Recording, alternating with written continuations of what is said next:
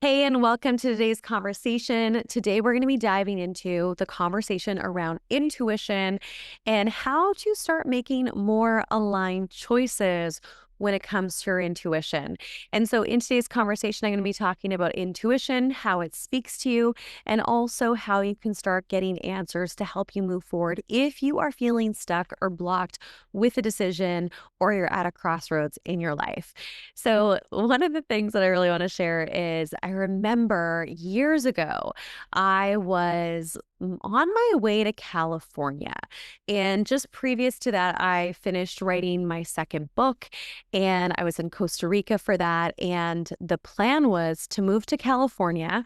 I had my apartment rented out for 3 months, potentially 6 months or longer. And I always had this dream of living in California. And every time I was in California, I just continued to get the nudge that this is the place for me. However, as I was on my way to California, and once I started to make the decisions to move there, hence get my place rented, and I was on my way down there, that is when everything started to hit the fan. That's when shit started to hit the fan. And essentially, the universe and God was like, not sure if this is the right location for you. But I was stubborn and I continued to push through. So, I want to break some of the things down that happened when I was on my way to California, some of the gifts from it, and also some of the things, some of the tools and questions that you can ask yourself when leaning into your intuition. So, I was heading down to California, really excited. I had my two cats and my SUV. And at the time, I was also working with a spiritual mentor. And I was going through a lot of personal stuff.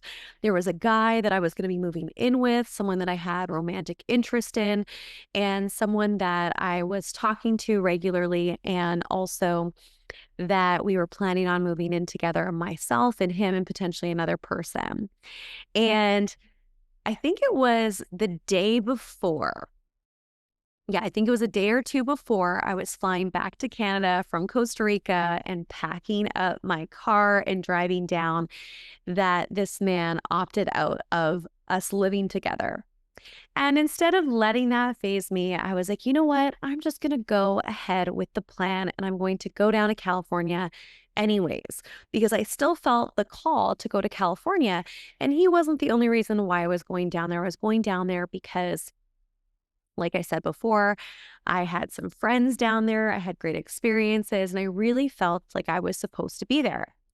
So I'm driving down to California and I stop in this place called Ashland, California.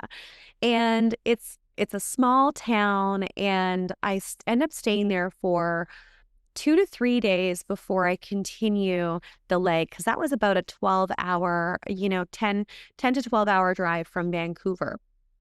And so I stay there and I remember talking to my spiritual mentor at the time and just telling him what was going on in my life. And I remember him saying, I have a feeling that you're supposed to stay in Ashland. It just feels like the right place for you. And I was super resistant to it. So I was like, okay, I'm still going to California. I'm still going to San Diego and LA. But sure, he's like, I want you to ask for a sign. And I want you to ask for a sign if whether or not you should stay in Ashland. So I was like, okay, like if Ashland is for me, give me a sign. And let me tell you, the signs were coming in hot. I walk into a bookstore, and one of the symbols that I've always had that means I'm in the right place is a butterfly. So I walk into this bookstore, and there is a giant butterfly on the wall inside of this bookstore. So that's sign number one that Ashland might be the right place for me, right? And I ignore it. I'm like, okay, great. There is a butterfly. What does that really mean? I didn't want to stay there. I had plans. So I kind of, ignored the sign. And then I was walking towards a bookshelf, and 3 to 4 books just fell off of the bookshelf. And these were specific books that had to do with ancient trees, herbalism, and all of these other things that had been coming up in my life at the time. And I was like, oh, interesting. Caught that sign and I purchased a couple of these books. So again, this place was speaking to me, right? Then I continue to have all these other amazing experiences in Ashland. Things were easy for me. I met all of these people. And when I looked at the events and the types of people that lived there, it was super aligned with what I was into. Being a writer, being a musician, being an entrepreneur, into consciousness. I was like, oh, it seems super, super cool. This seems like a really unique place for me to be. And I even looked up places to live. Okay. I even looked up potential places to live and I found the cutest little home that was in the budget that I had that was available. Everything in this place seemed super aligned, super clear, and I was getting so many signs from the universe and God.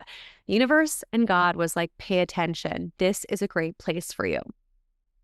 So then I had all these experiences. I was only going to stay for one night. I ended up staying for 3 nights and everything was aligning for me.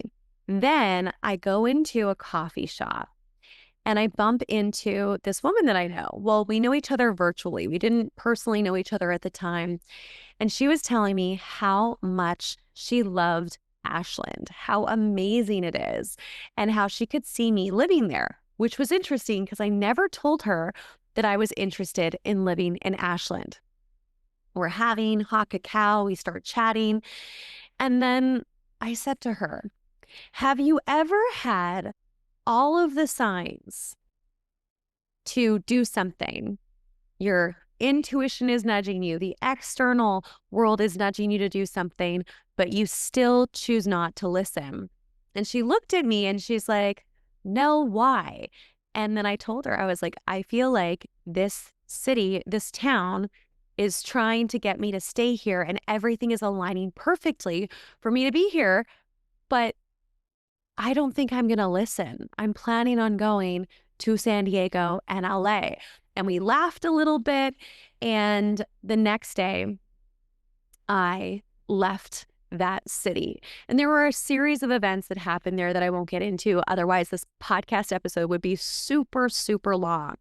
But there were a lot of reasons and nudges for me to stay there. So I drive to San Diego or LA and then San Diego. And I start to try to find a place to live because, as I mentioned, I was originally moving in with a guy. That was the plan. And then he opted out, I don't know, like a few days before me coming down because of some personal stuff that came up with him. And I just brushed that off and I came to LA and San Diego. And I had friends down there. I had a producer that I was working with my musical album. I had some great connections down there and also business acquaintances. So he was not, as I mentioned, the only reason why I went there, but he was a part of it. And so we go on a couple trips together, me and this person, we continue connecting. And then I do not find an apartment. It was nearly impossible for me to find an apartment when I got to LA and in San Diego. And I was living out of Airbnbs with my cats. Okay. So, first of all, being in an Airbnb, there are not a lot of places that allow animals. Okay. So it's very difficult. And a lot of these Airbnbs didn't have long-term availability because usually people book them ahead of time. So I was going from one Airbnb to another for about 2 to 3 months. Okay. And it was really stressful and it was really hard for me to settle. And I met a lot of great people there, but what I found was a lot of people that I met were very external as far as their promises and they were very smoke and mirrors, but not a lot of them actually follow through on specific things that they said that they would do as far as like business partnerships, clients, collaborations, and all of that. Basically, what I'm trying to tell you right now is nothing worked. Nothing worked for me when I was in California. It was an uphill battle. And the last piece was, I remember coming back from a trip with this man that I was spending time with, the guy that I was originally going to move in with. And we get back from this trip. And I just am like, I cannot be in contact with this man anymore. And so I told him that I needed to cut it off and just, not be in contact with him anymore because it was really toxic. Every single time we were in conversation, he was either emotionally pushing me away or talking about women that he had slept with. And it was just really hurtful. And it reminded me of an old relationship that I was in, and all of my core wounds were being brought to the surface. So came back from this trip with him and I was like, I can't be in communication with him. So I call him and I end it. And I remember having so much anger inside of me towards myself and the experience that after telling him it was done, I went into a full-blown fever. And then I was sick in bed for about 7 days in an Airbnb. And after that happened, after my 7 days of being sick in bed with a fever, which I really believe was my body burning off karmic energy and attachments to him, and also a lot of anger and suppression and patterns that I had towards myself, but also men, and also the fact that I moved, to California for him and nothing worked out. And it was just caused all this pain and struggle. After those 7 days, I decided to move back to Vancouver. So I was in California for 2 to 3 months. Nothing worked out for me. And then I decided to come back to Canada. And on my way back, I stopped in Ashland. It was great, but I decided I wanted to come back to Canada and spend time with my family and just come back to my home base. So why am I sharing this story with you today? I'm sharing this story with you today because I'm a really stubborn person. I don't know if you're stubborn, but I'm a stubborn person. And when I make a plan, I like to follow through with it. And sometimes that comes at the cost of myself and my sanity. Okay. Can you relate to this? And so basically, the universe and God and my mentor was like, yeah, I don't really think that San Diego or LA is for you. But my egoic self, my plan was like, no, it is for me. So the pros of going on that venture and essentially going to LA and San Diego was after that relationship ended, which was more of a situationship, if I'm being honest. It wasn't even a relationship. I don't know what it was. It was something. I ended up coming up with a really good song, and it was called Perfect Distraction. And I realized that men had been my distraction when it came to my purpose. And this is actually some of the work that I was working on with my spiritual mentor at the time. I said, you know what? I really feel like I'm supposed to master this part of myself. And I know I'm going down to San Diego because of this man, but there's other reasons. Anyways, all of it happened. It was a perfect storm so that I could write that song and so that I could express myself. So there were definitely pros of me being in California, but overall, it was just a distraction. It was a challenge, and it was a sidestep from me really focusing on and building a life for myself that I loved. And so I wanted to bring this up for a couple different reasons. I know I talked about how this conversation is going to be about intuition, but I also feel like it has to do with being in relationship and potentially the patterns that we have and the ways that being in relationship potentially with the wrong people can throw us off track from our purpose, but also activate our purpose and bring us more on track, because as a result of that experience, I got more creative with my music. I started to put myself out there more, and I really learned my lesson. But when it comes to intuition, I didn't listen. And I think a lot of the time when we are in these spaces of chaos or challenge, we can tell ourselves we need a bigger sign, or we didn't know. But really, we did know the whole time. We just did not decide to listen. So on that note, let's talk about some of the ways the universe and God is speaking to you right now through your intuition, but you just may not be listening.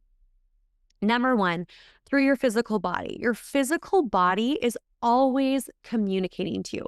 It's always giving you nudges and clues on what's for you and what's not for you. When I was in Ashland, I felt super at home. I felt like, these are my people. There's people are into music, people are into art, people are into entrepreneurship, people are into writing. This just feels really good. So the way our body communicates what is for us is it feels really good. It feels relaxing. It feels open. It feels expansive.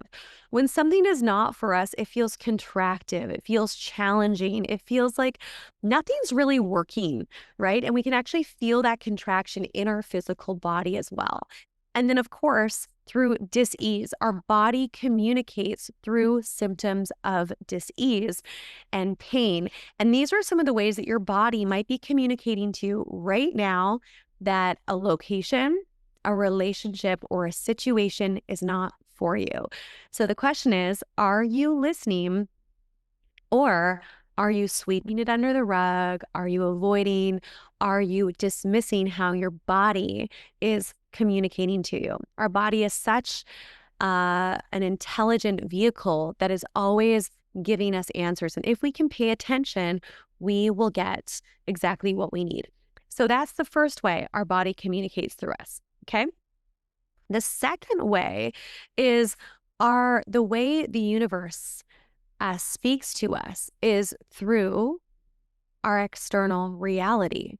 If we are in the wrong environment, things are hard. We may not feel like we belong. And sometimes that's because we are supposed to create something new in those environments and be a pioneer. So that can have a bit of a dual reason behind it. If you do not feel like you're in the right place, you may not be in the right place, and or you are meant to transform that space.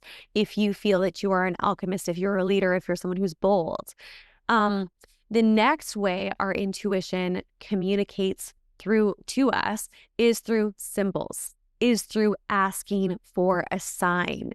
And I know that every single time I ask for a sign or I'm unclear about something, I get the answer pretty quickly.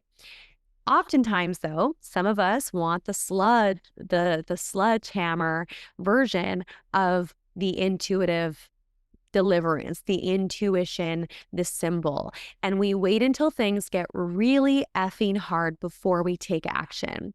And that is how I've lived my life in a lot of ways. Until things were at rock bottom or really bad in a certain arena, I wouldn't make the change or I wouldn't believe the sign that I was asking for. So something that you can do similar to when I was in Ashland, even though I didn't listen, I consciously knew I wasn't listening. So that's actually a good thing. I consciously actually knew I wasn't listening to the symbology, to what I was asking for. So that's a pro. But next level would be the higher intelligence of me, inner wisdom, listening to the signs. So if you're in a place right now where you're like, should I stay in this location? Should I go? Should I stay in this job? Should I go? Should I start that new thing or should I not? Or whatever it is that you are wanting clarity on, I want you to be super clear to your subconscious mind, God, and the universe, and ask for a very clear sign that you cannot ignore. Ask for a very clear sign that you cannot ignore, either a yes or a no. Make it very, very clear. For me, butterflies have always been a symbol that I am in the right place. And interestingly enough, when I went to San Diego and then went on a trip, I also had the symbol of a butterfly because I shifted timelines. I shifted realities. I was in Ashland, decided not to stay. And then I was at a very cool workshop with Donnie Epstein, who is an energy master. He's an incredible person. And at that workshop, there was a giant butterfly on the window, also a symbol I was meant to be there. So we're always shifting timelines based on what we listen to, the choices that we make, and everything else. And sometimes it can be confusing, but also a lot of the time it's actually very clear. It's just whether or not we are listening. So ask for a sign. Be specific. Listen to your body. If something feels expansive or like you are feeling this overall sense of peace, that is a sign that it is for you. If you feel contractive, if you feel like things are hard or nothing is working despite how much you are doing, that is a very clear sign that this is not for you and something needs to shift. And sometimes the thing that needs to shift, it could be your perspective. It could be the way that you're showing up. It could be your vibration, or it could be the thing that you're holding on to that it's time to let go of. So I hope this episode, I hope this conversation around intuition has been helpful. Another thing that you can do that I love doing is you can stand with your feet hip distance apart and you can close your eyes and ask yourself a question. Is this thing for me? If that thing is for you, your body will sway slightly forward. If it's not for you, your body will sway slightly back. And if it's neither for you or not for you, your body will stay neutral. When you get really good at understanding and mastering your intuition, that is when everything changes. And then, of course, you're still going to have the opportunity for conscious choice. I broke down how I didn't listen to the signs when I was in Ashland and I chose a different timeline. I chose some deeper lessons. I chose a space of more creation that I needed to go to in order to get the answers. But at the end of the day, my intuition was speaking to me and I just wasn't listening. So I'd love to know how today's conversation, how today's episode landed for you, what stood out for you, what is coming up in your personal life, in your business, where are you feeling stuck, and how is this conversation, are these tips going to support you in moving forward? And the challenge that I have for you today, the invitation that I have for you, is to have you ask for a sign when it comes to a question that you have. Ask for a sign, be very specific, and I would love to hear how it lands for you and what the answers are. Feel free to get in contact with us at hello@radicallyaligned.com and feel free to share. If you haven't already, we'd really appreciate it if you could leave us a review. And we have an incredible sponsor of our show, which is Glossy. It's an internal skin care and also gut health product that I love taking to keep my skin glowing and also support my gut health. We have a promo code below in the show notes if you want to take advantage of it. And just sending you all lots of love. And I can't wait to hear how this episode landed for you when we're talking about intuition. So look forward to hearing from you. Talk to you soon.